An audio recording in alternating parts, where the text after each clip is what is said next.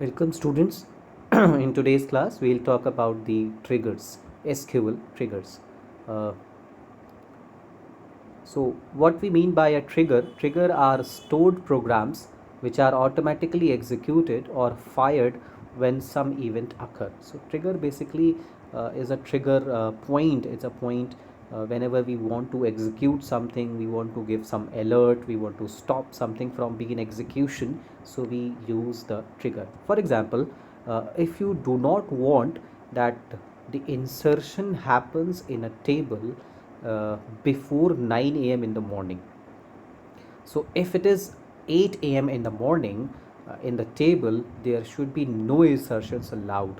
So you will use a trigger that will check the time and check the table in which the data is in being inserted.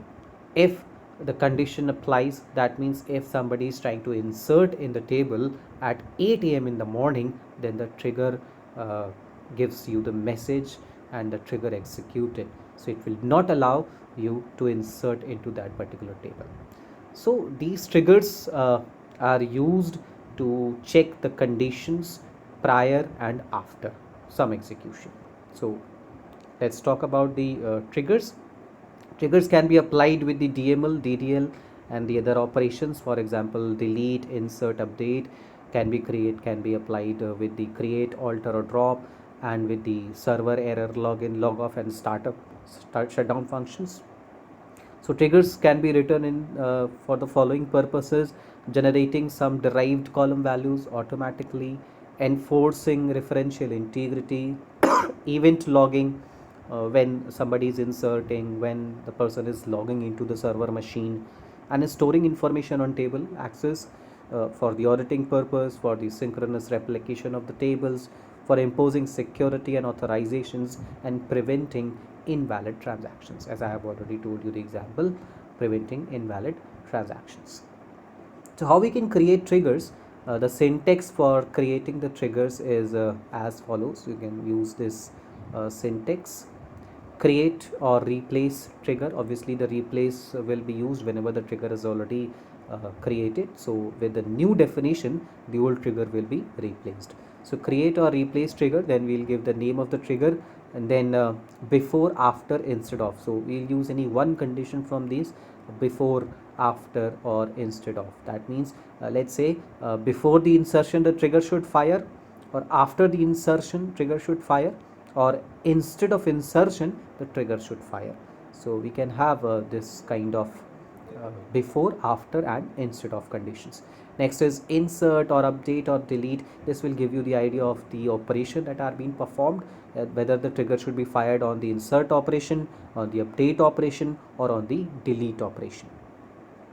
Then on table name, which table you want to apply the trigger, references old versus new, and for each row when condition. So this is the basically the body of the trigger, what you want to do and what exceptions you want to carry.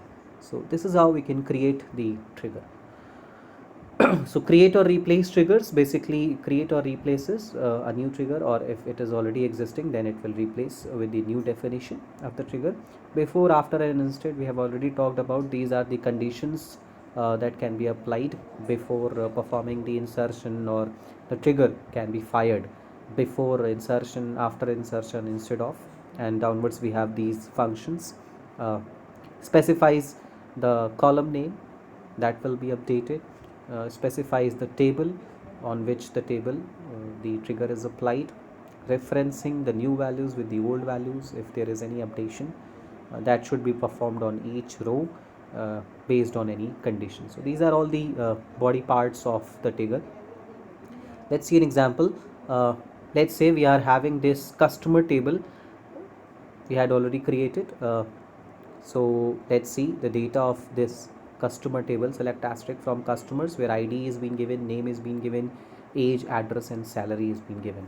The following program creates a low level trigger for the customer table that would fire for insert or update or delete operations performed on the customers table. And this trigger will display the salary differences between the old values and to the new values after the updation. So let's see how the code of this SQL code of the trigger. So the first line, create or replace trigger and we have named the trigger as display salary changes. The operations are before, delete or insert or update, on. Now this is the name of the customer, that is table name for each row, when new ID is greater than 0, and declare salary difference number, begin. Now this is the actual body of the trigger. Salary difference is equal to new salary minus old salary. So the updated salary, we have subtracted the old salary from the updated salary. And now dbms underscore output dot put underscore line, this is the display function. Like we use print function into the C language, we use C out function into the C++ language, and we use system.out.println into the Java language. In the DBMS PLSQL, we use DBMS underscore output dot put underscore line with the message old salary, and old dot salary the attribute value, then the new salary, and then the difference. And end is the keyword that indicates the end of the trigger. So we can see that whenever we insert some value, we update the salary values, the trigger will fire, and we will be able to see the old salary, new salary, and the salary difference.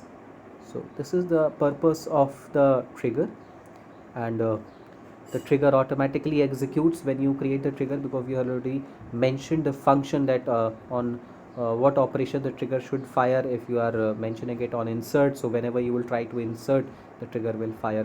Whenever you will update, then the trigger will fire. Depending upon if you have used before, then before the updation the trigger will fire, and after that the updation will be done. And if you have used after, then first the updation will be done and then the trigger will fire. So